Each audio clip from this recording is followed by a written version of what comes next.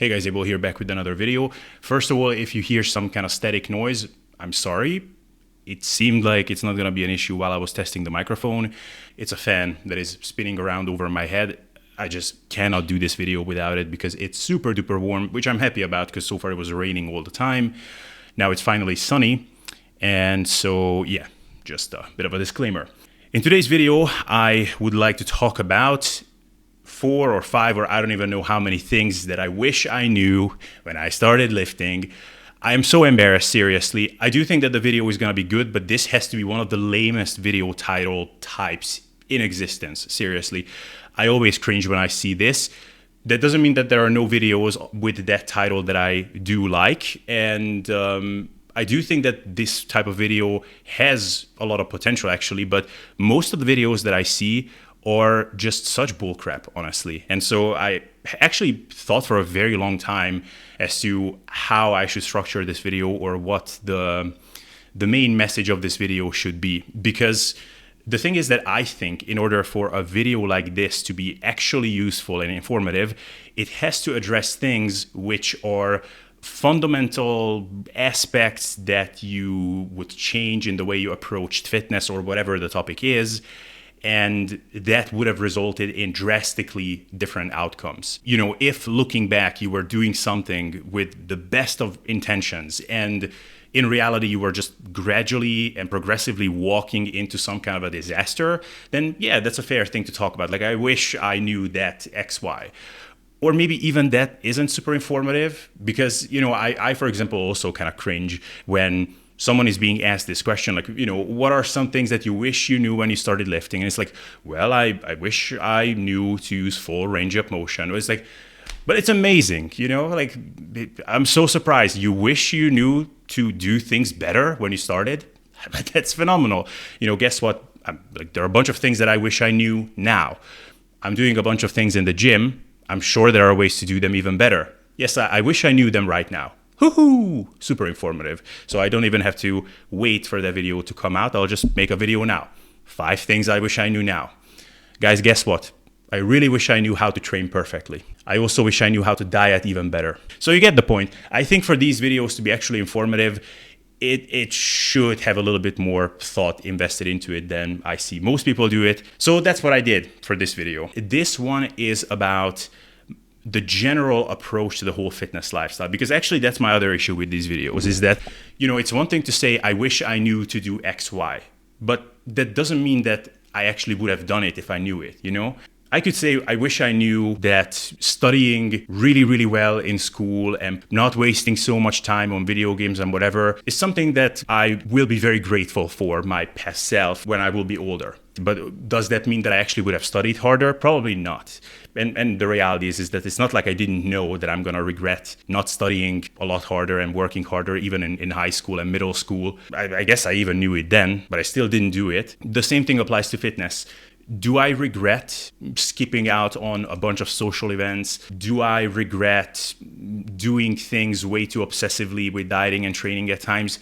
Yes, I do regret those things, but it's not like I didn't have some inkling in me that already kind of suspected that I'm overdoing certain things. Of course I kind of suspected it, but these were not just decisions that I made because I didn't know any better. These were by and large emotional decisions. And that's another thing that I think we shouldn't overlook is that a lot of the things that you did in your life were maybe there for a reason. Maybe you did them because you needed some kind of a coping mechanism. So for me to sit here and say like, well, I wish I knew that I shouldn't be so obsessed with my diet and I should have socialized more. Well, I wouldn't have. If I could go back in time now and it's like, okay, dude, try it again, probably I would do the same thing. So, you know, I really tried hard to pick things which, okay, if I could go back in time and tell this to my past self, there is at least a decent chance that I would have been able to internalize it. And even if I wouldn't have changed my ways then and there, maybe I would have changed my ways sooner. Because I did change my ways about all of these things. But, you know, in some cases it took me like 10 years. Maybe I could have changed my ways about all of these things after 3. Who knows? So the first thing on my list, once again, expect more so philosophical kind of overall mindset related things, not so much these super concrete stuff like full range of motion or whatever. So the first thing that I wrote down for myself is information that you hear from another person is basically no information at all, or at best it's half information. I could also say that information that you hear from another person, you should always take with a huge grain of salt, at least to the extent that you're not going around then and spreading that information yourself. Because quite frankly, and trust me when I say this, there's a very decent chance that you're gonna make yourself look very, very silly down the line when it turns out that those things were completely wrong. I mean, this has happened to me an embarrassing number of times. I talked about this in a podcast episode that I did with Dave McConey. But yes, the amount of times I spread the wisdom about low-carb diets, how that's the ultimate way of losing fat and getting healthy and even getting rid of diseases and whatever. I was so confident and so arrogant. I'm just embarrassed looking back. And so yes, there are going to be people over the course of your life and over the course of your fitness journey and any kind of journey, anything that you learn about, any kind of hobby that you get into, any sort of activity that you get really immersed in, you will be meeting people that are going to be very convincing, very charismatic. They will be good talkers. Actually, I will stop here with this because the next point is related to this. But whatever they are saying, it's interesting, but until you verify that information for yourself, it's basically no information. It's just an interesting tidbit. But I mean, just think about the people in your life, personal friends, family friends, whatever. I mean, how many big talkers do you know that while having a beer are going to be spewing so much nonsense with such unbelievable confidence? It's something that people just like doing. So confidence is not evidence of being right whatsoever. This point is actually like borderline. It's a bit sketchy in terms of like, okay, I could have told that to my past self, but would I have listened? I'm not sure, because I'm almost certain that a bunch of people told me that, well, like, okay, where have you heard this? But are you sure that that person is reliable and trustworthy? Okay, they are referencing studies, but did you check those studies? And I remember I had a friend when I was in New Zealand. He was a neuroscience PhD candidate, and he was berating me all the time about some of the claims I was making. And he was insisting on this point of I should be reading journals myself, or if I'm going to be referencing this kind of scientific stuff, then I should read the studies myself. Like, he was mentioning this a lot. And eventually I just concluded that, okay, like, this guy's annoying. He keeps coming with the study shit. And so I just stopped talking to him about these topics. But he was 100% right. And it's not that all of us should go around reading studies necessarily, but you cannot have it both ways. Like, either you're going to be referencing science and reading studies, or don't reference anything. Like, just say, he said XY, she said XY, and then people will know, hopefully, that they should be viewing or hearing that information as such, which is, it's at best like half information, more like quarter information, and in many cases, no information at all. Okay, the next point is actually very closely related. It's, again, regarding the people that you follow, the information that you consume, is being charismatic, being a very smooth talker, having a good voice, all of those things, saying all the right things, making the right kind of self-deprecating humor and all of that.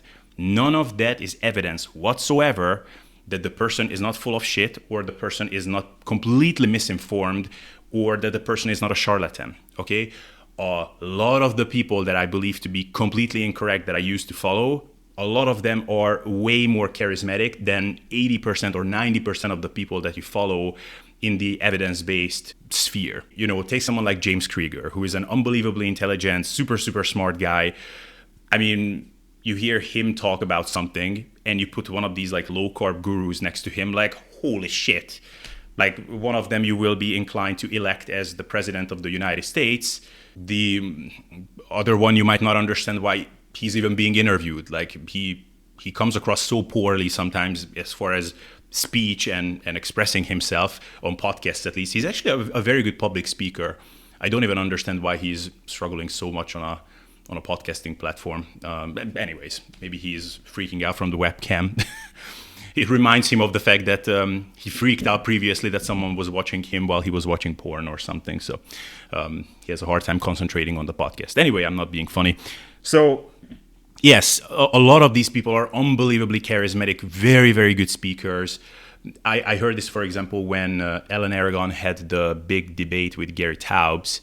is, the people who were afterwards ridiculing Gary Taubes for the things that he was saying and some of the ridiculous claims he made and whatever. But all of them said that he's a very, very good speaker, that it was actually like good listening to him in your disagreement because he is just so good at presenting. So this will have a big influence on a lot of people, and it definitely had a huge influence on me when I was much younger.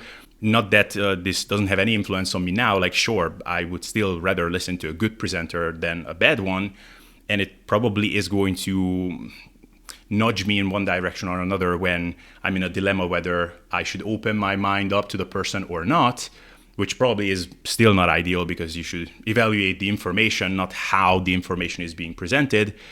But when I was younger, it just basically made me swing from one direction to the other, and I was willing to listen to anyone who sounded convincing. And I mean, really, I probably followed some of the biggest charlatans that ever made it big in the world of health and fitness. A lot of this just came from this, that I mistook charisma and confidence with correctness of the information that the person is touting. Okay, next one. This is something that is very close to my heart, actually, and I think this could benefit a lot of you, is you can get away with a lot more than you think. This one is very important because I actually spent a lot of my younger years, like in between the age of, let's say, 19 and around 25. I have wasted so many opportunities. I missed out on so much fun. I missed out on so many social events. I just chose being lonely over being with people and actually doing things that I really would have enjoyed, because I was afraid that if I go there, then I'm going to be away from my meals, away from the gym. I'm going to be losing muscle. I'm going to be gaining fat. Or in some cases, I will be messing up my sleep. That is going to age me. That is going to make me sick. And of course, lose muscle and gain fat, like all of these things. Really, all of that stemmed from this general mindset and general philosophy that I am fragile. All the results that I'm obtaining are fragile. I can easily lose them. If I'm not perfect, then I'm going to lose them. If I'm not perfect for even a day, it's going to have like a really meaningful consequence. And really, life just proved it to me again and again when, thank God, I was finally in a situation where I couldn't say no to these things because I just had no choice. I had to be there, so I had to have some fun even if I didn't want to. It really just got reinforced again and again that really things have a lot lower consequence than you think. Just in the same way as it's really hard and takes a long time to build muscle and you need quite a bit of patience to lose a significant amount of fat, really you need to do something quite drastic to lose some meaningful amount of muscle. Really, you need to be quite reckless with your diet to gain a meaningful amount of fat. And you also need to keep it up for more than just a day in most cases. And really, all of these things, all of those little decisions that I made where I chose living like a hermit, staying by myself, not sacrificing even a day of training over having fun, were just very redundant and just regrettable decisions. Not only that, but I just psyched myself out so many times when there was a trip coming up, we were traveling somewhere, or I knew that there's gonna be some social eating event, or I was trying to optimize my sleep and I was worried about the fact that, like, what if I'm not getting optimal sleep? I legit pulled all-nighters, not on purpose, but I couldn't fall asleep because I was so stressed out, because it was just hammered again and again that, like, you need to sleep. If you don't sleep, you're gonna die. And I was completely psyching myself out. It doesn't work. Like with some things, maybe it's good if you're psyching yourself out. Like maybe it's good if you're psyching yourself out about the fact that if you're not studying for your exam, you're gonna fail, okay? Maybe it's good if you're freaking out because then you're gonna study. And that is something you can actively do. But falling asleep, that's not really something you're doing actively. It's quite the opposite. It's a very passive activity. You just need to let go of everything and you need to be as relaxed as possible. And I always had the best nights of sleep in my life when I did not give a shit about fitness or anything. I was just living life and did not care about anything. Then I slept quite fine. And it was actually very hard for me to go back to my roots, so to speak, and act before falling asleep as if I'm not giving a shit about anything because I was psyching myself out so much. And the reality is and one of the things that helped me is, despite what the whole fitness industry for some reason has this fetish of yammering about, like how it's serious, like your head is going to explode off if you don't sleep well even for one night. The reality is that you can get away with a lot of sleep deprivation. Okay, is it ideal if you sleep 5 hours or 4 and not 8? No, of course it's not ideal. But is it going to destroy you? No, it fucking won't. Trust me, okay? If it did, I would not be here by now, because I've had a lot of nights of very, very crappy sleep in my life. Would I be better off if I didn't? Of course, most probably I would be. Most certainly I would be. Was I still fine, and was I still productive, and did I still build a bunch of muscle and lost a bunch of fat and had good sex and made money and whatever? Yes. And the thing is that it took me to actually experience that until I could let go of this worry, for instance. And it was not just sleep. That's just one good example of this. But also, freaking out about social events, freaking out about not going to the gym for a week. Yes, it's one thing to hear that all the time, that like you won't be losing muscle. It takes a lot more to lose a significant amount of muscle. Even if you don't train for a month, you're not losing as much muscle as you would think. But until you actually experience that, it just kind of like empty words. It seems like something that, okay, everybody is saying it, but at the same time, everybody is trying to be pretty damn consistent. So I don't know, I'm going to be freaking out just in case. Then you experience it. And there were a couple of little mantras that I told myself over time that actually did help, because those mantras actually made sense. Those were not just empty words, but they resonated with me on a deeper level, I guess. So for example, one of these mantras is, okay, listen, dude, if I told this to myself, if all this invested effort, all those years of training, all that consistency, all that protein that you consumed, and all the strictness with your diet, if all of that throughout the years was not enough to grant you a week away from the gym without your results going to shit, then, man, this is a very stupid activity. Then you shouldn't be doing this whole thing, because you should be investing your efforts into something that has a more reasonable payoff, or, rewards to invested effort ratio. And yeah, when I thought about it like that, but is it the case? Like, is it the case that all of those years of training and investing all that effort is not enough for a week of being away from the gym? No, of course it's not true. Of course it's nonsense. And that really calmed me down. And the same thing with diet. Like, look at all these people around you. They are not even training. They are going to like restaurants and fast food places and whatever all the time. They're eating like crap. Even they are not ballooning up from one day to the next. You're consistent and strict and everything with your diet. Usually, if you do what they are doing for 1 day or 2 days or whatever, even for a whole vacation, is that gonna destroy your results? No. What destroy your results is being an asshole about things and going way crazier than all of these jam pop people around you. That is an issue. So, when I started questioning my own beliefs and having these little conversations with myself, not in a scary, schizophrenic way, although I do like talking to myself out loud sometimes when I'm alone in the house or I'm in the car or whatever, alone. It would be pretty funny, like there are people around me in the car and I just like start having a combo like this with myself. These things actually really helped, and it helped me actually internalize these things and not just hear them as empty words. So yeah, nevertheless, always keep in mind that you're a lot more resilient than what you think. You don't need to be, not only do you not need to be perfect, but you absolutely will have chances to be a lot less than even recommended by non-hardcore people, and you will still be fine. Just don't do it all the freaking time. What matters, generally speaking, is what you do most of the time. And all these things are just that. Those are deviations. But what are you deviating from? Well, those are times when you're doing pretty damn well.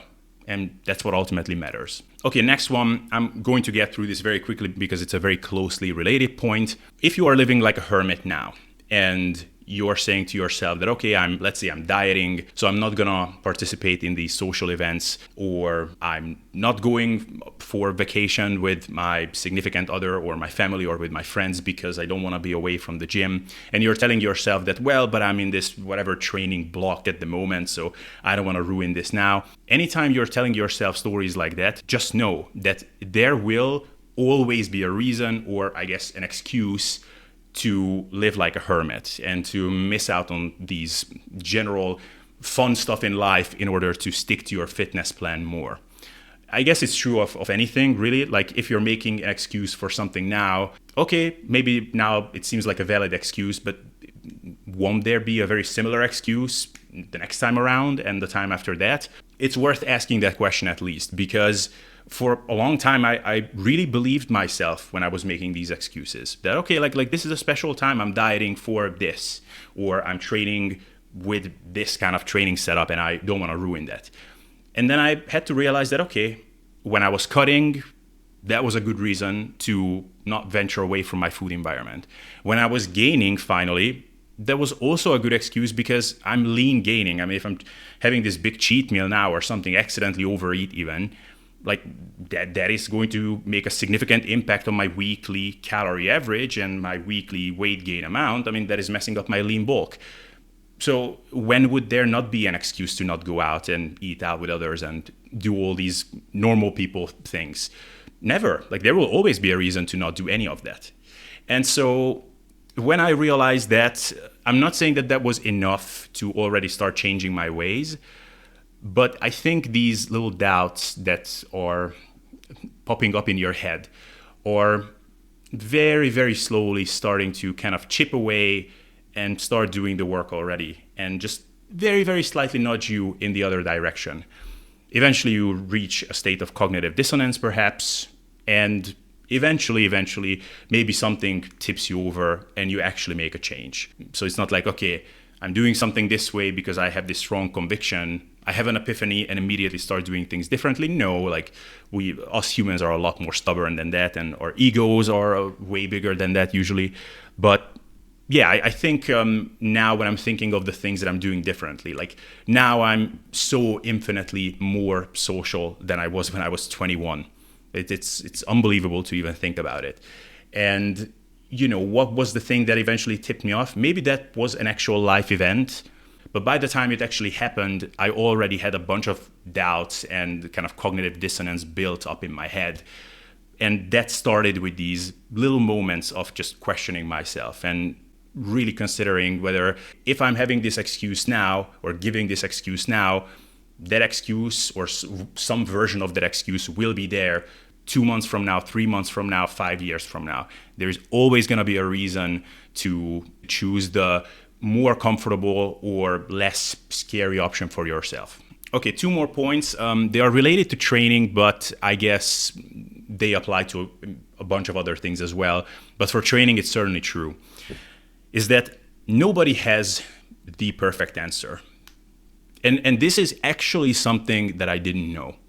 Up until, relatively recently, like a couple of years ago, there was a time when I really thought that there is a more or less perfect way to do things, and that this small set of people has that answer. At this point, honestly, I'm really hoping for no real revolutionary answers from anyone. It's actually very relieving to tune into a podcast episode or something with that mindset, just knowing that, because it removes a lot of this burden and a lot of this pressure. I can just actually enjoy a podcast episode and not have to wait for, okay, it's all great, all this bullshit small talk in the beginning. My God, you've been talking for 10 minutes already. The whole podcast episode is 60 minutes. You only have 50 minutes left. Like, do you have enough time to cover the secret for me? And, spoiler alert, the secret never got covered. The real truth had to be uncovered by myself, for myself, is that really nobody has the truth. Anytime you're hearing something like, everybody is doing everything wrong, I will give you the real deal, that is just not true, because they cannot give me the real deal. What they can actually give me is their best guess. No matter whether the person has 50 years of experience and had coached 50,000 clients, even that person can only give you their best guess. If there is a person who is putting something online, like a training plan, there's a very good chance that it's not going to be what they would truly prefer to do, for example, for themselves in order to get the really best results. Because if you're putting something out there for thousands of people, you gotta be a little bit more conservative. So in reality, maybe your actual preference would be to train 7 days a week and to do, 25 sets for chest.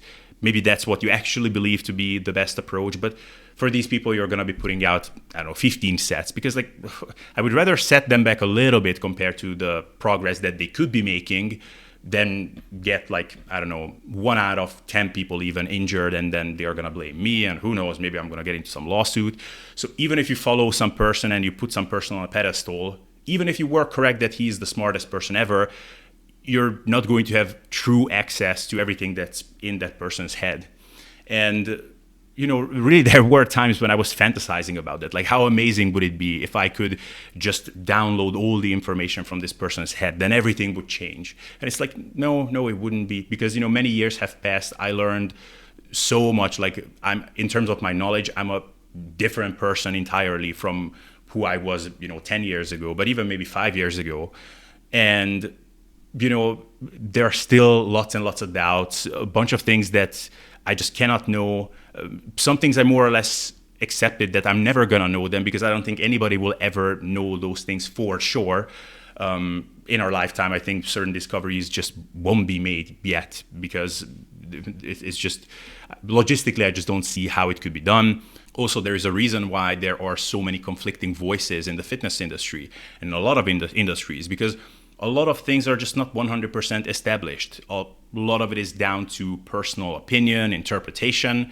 So there is room for all those conflicting voices. And all of them can be actually very, very smart people. People who even read science, people who have a lot of experience. The debate that I listened to when I was in Amsterdam between Menno Henselmans and Mike Israetel, it was a really, really awesome debate, because it was clear that, okay, both guys are taking into account the same stuff more or less when making their arguments or when forming their own hypotheses. And the reason they disagree is not because Mike knows something that Menno doesn't, or vice versa. In large part, it was actually just down to their own personal philosophy of doing things in life, I guess. So if a guy like Menno comes across this information, then his preferred way of things, and this is just the way he's looking at things, is to do this with this information. Whereas for Mike, it's something else. It's not a matter of being familiar with the literature. It's just a matter of what you believe in. How should certain types of information be used? And then there is room for both of that. And nobody can say that one is wrong and one is right. If I understood that at the time, it would have meant that I would have been a lot less prone to be putting people on the pedestal as much. And it also would have meant that I would have stressed myself out a lot less, because I wouldn't have been looking for the answer all the time. I could have just enjoyed podcast episodes and YouTube videos and whatever for what they were. Sometimes it was just entertainment, and I wouldn't have put this pressure on myself that, okay, I need to find the answers, Okay, this person is the real deal. Okay, how can I have access to this person's brain? It was just this constant, frantic search for optimality and for the secrets. I don't miss those times, and yeah, I really could have done with this information. It would have made things so much better. Or would it have made things better? Because actually this is my last point, and this is, I'm not sure what I would have done with this information. It's similar to the point where I said that there will always be an excuse to live like a hermit. I think it would have changed some things, at least in my approach, or once again, at the very least, it would have nudged me in a certain direction, and maybe I just would have changed my ways in 3 years and not in 10 years. But basically, when I was younger and when I was looking for the secrets all the time and I was looking for the guru person all the time, I thought that when I will have been in this whole fitness game for a good 10 years, when I will have become an advanced lifter and, will have built up my physique to a good extent, will have a lot more experience than I had at the time, then all this constant desire for fiddling with things and optimizing things further, and this the grass is greener over there mentality where, okay, like I'm following this training program, it seems pretty good, but what if I followed that one because that guy has this amazing physique, and what if I did what he's doing? I thought that all of this would stop, and this would be just something that I will look back at and I will just laugh at it. And the thing is that no, it's still the case. When it comes to me, I'm still that infantile, just childish person. And the thing is that if you talk to, I would say, most coaches and experts in the field, they will tell you the same thing. And this is something that it gives me comfort that I've heard this from so many other people as well, because it's kind of embarrassing, but it's the coach's paradox, it's the expert's paradox, it's the experienced adult's paradox, really. You will be wise enough to know at least that what you're doing is silly, but you still cannot help it. To be honest, like I always joke that like never put me down in front of a computer with a spreadsheet or with an Microsoft Excel or Google Sheets on it, because in 5 minutes I will have designed some really complex automated spreadsheet. And if I'm too tired for that, my brain is not functioning well enough for that, then I will just be making random training programs. I love doing it, honestly. Like it's fun. I constantly fiddle with shit like that. If I'm on a long car ride and I'm bored, I'm going to be making training programs on a spreadsheet. The number of training splits that I designed for myself this year and then not followed, is probably over 200. And I'm not even exaggerating. So, it will never stop probably. And at this point, I don't even want it to stop because it's fun. But it would have served me to know this, that, okay, like it's not just a matter of not knowing. It's just who you are. When it comes to your own personal training, you will always want to fiddle way too much with it. And it's good that if you know this about yourself, because it also means that, okay, like if you're not just trying to have fun, like right now, at this point, I mainly just want to have fun. Girls, Abel just want to have fun. Ooh, that was really bad. Out of tune, horrible. In 2021, in the summer, I was just really in it for the fun. I was just going to the gym, doing random stuff, and it was awesome. I loved it. This year, for example, I really wanted to progress, and I wanted to bring up my arms and my back.